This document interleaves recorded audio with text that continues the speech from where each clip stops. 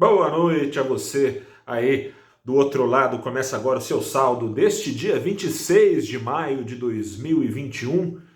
Dias de luta, dias de glória. Tem sido assim a semana, como definiu a minha colega Yasmin Tavares, que faz a cobertura em tempo real do Ibovespa no valorinvest.com. Se você não sabia, tem cobertura em tempo real desde cedo, na verdade, não só a partir da abertura do mercado aqui no Brasil. Picapes tocadas pela manhã pela Verusca Gueking, na maior parte do dia pela Yasmin. Finalzinho do dia, tô lá também dando a minha contribuição. Acesse para saber em tempo real se está subindo, está descendo, o que está mexendo com os pregões. Mas, como eu dizia, dias de luta, dias de glória. Depois de abrir a semana para cima, ontem caiu, hoje subiu o Ibovespa com uma alta de 0,81%, o Ibovespa brincando de montanha-russa em linha com o apetite estrangeiro, mais especificamente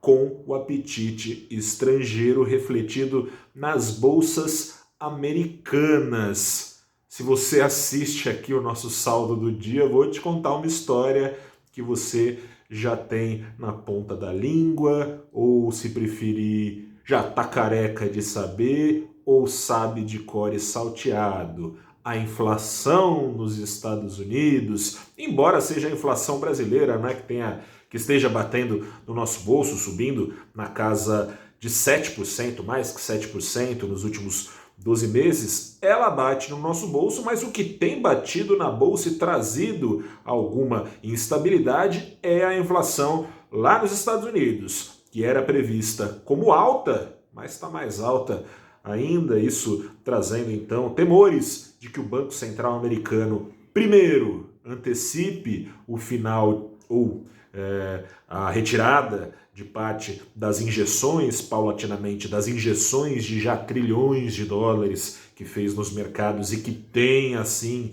preferencialmente inflado preço de ações, ainda mais especialmente das ações ligadas à tecnologia em Nova York.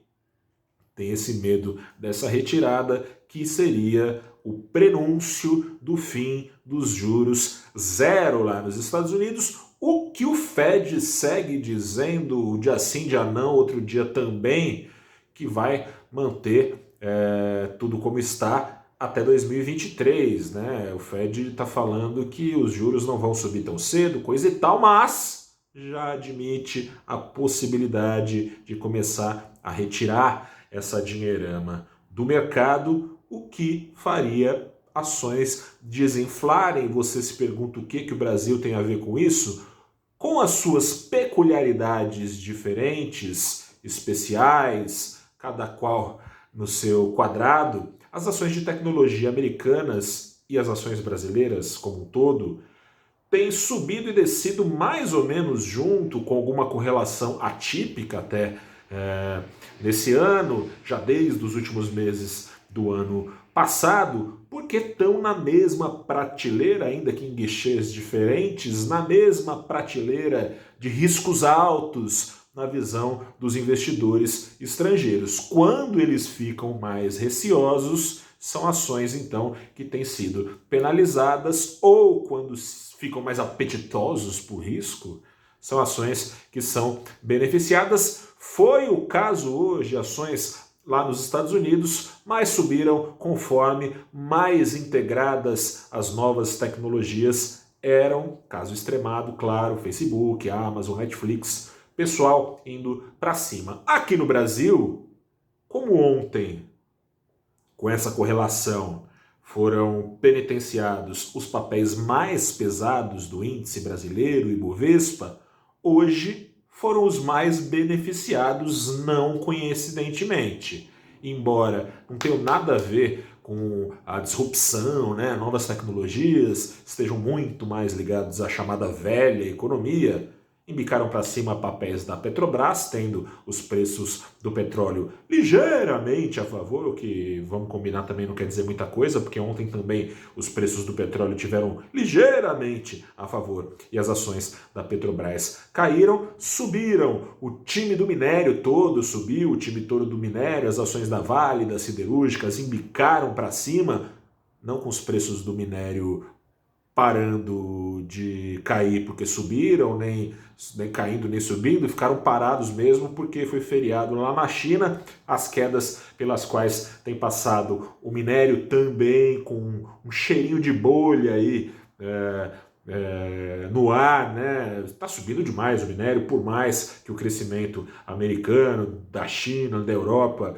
permitam voos grandes, altos, para os preços das commodities metálicas, a coisa realmente estava exacerbada. Teve dia aí subindo 4, 5, 6, 8%, depois despencando, com o governo da China ameaçando intervir no que julga como alta especulação. Mas subiram essas ações que, somadas às ações dos bancões, que igualmente a elas também caíam ontem, somadas a essas ações, as ações dos bancões representam 40% da carteira do Ibovespa. Bancões, Vale, siderúrgicas, Petrobras. Todo mundo para cima, inclusive os bancões, que aliás estão num bom ganha-ganha, né? Se não subir a ação lá nos Estados Unidos, elas se dão bem por si só, porque os juros aqui no Brasil, sem nem precisar de uma pressão extra dos juros americanos, já estão subindo. E são essas as ações que tendem a se beneficiar mais diretamente. Afinal de contas, os bancos com juros mais altos aumentam os custos, aumentam os spreads, que é a diferença entre o que o banco gasta para captar dinheiro e cobra para emprestar. É aí que o banco ganha dinheiro. Bancões tendem a ser beneficiados. Subam ou não os juros lá nos Estados Unidos, voltaram então os bancões a subir aqui no Brasil. O dólar, não falei do dólar, nessa onda de apetite ao risco renovado, o pessoal desfazendo as opções de proteção, ou seja, pegando o que estava aplicado em títulos, por exemplo, lá fora, em ações lá fora, botando dinheiro aqui para dentro da bolsa americana. O dólar, então, com mais moeda americana entrando do que saindo, fechou o dia mais barato em quase 0,5%, 0,46%, aos R$ 5,31. Segue a cantilena, portanto, do fantasma. Às vezes assustando mais, às vezes assustando menos. Está faltando gatilho fora desse cenário para fazer subir ou não os índices de bolsa do mundo, aqui no Brasil também. Entre dias de luta e de glória, o Ibovespa segue flertando com o seu recorde. Tem o meu post-it aqui, que está na parede, aliás, desde o dia 8 de janeiro de 2020 e não foi mudado, com o recorde do Ibovespa na história, não no ano, na história, recorde de 125.077 pontos.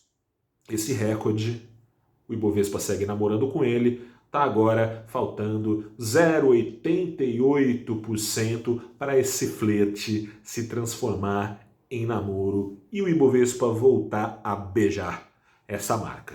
Fechou o dia aos 123.989 pontos, se a minha miopia não me faz tá enganado. Grande abraço a você, volto amanhã para te falar qual foi o saldo da quinta-feira. Como sempre falo por aqui, se cuide, porque afinal de contas, hoje ajudou no apetite ao risco lá nos Estados Unidos, a pandemia acabando. A pandemia acabando porque 130 milhões, 40% dos americanos ou dos moradores, né, dos Estados Unidos já estão imunizados e foi atingido por lá o patamar mais baixo de contágios pela Covid-19 ao dia desde junho do ano passado, bem diferentemente da situação brasileira. Por essas e por outras, o Brasil é sinônimo de risco lá fora. Se cuide! A pandemia não acabou. Grande abraço, até a próxima, boa noite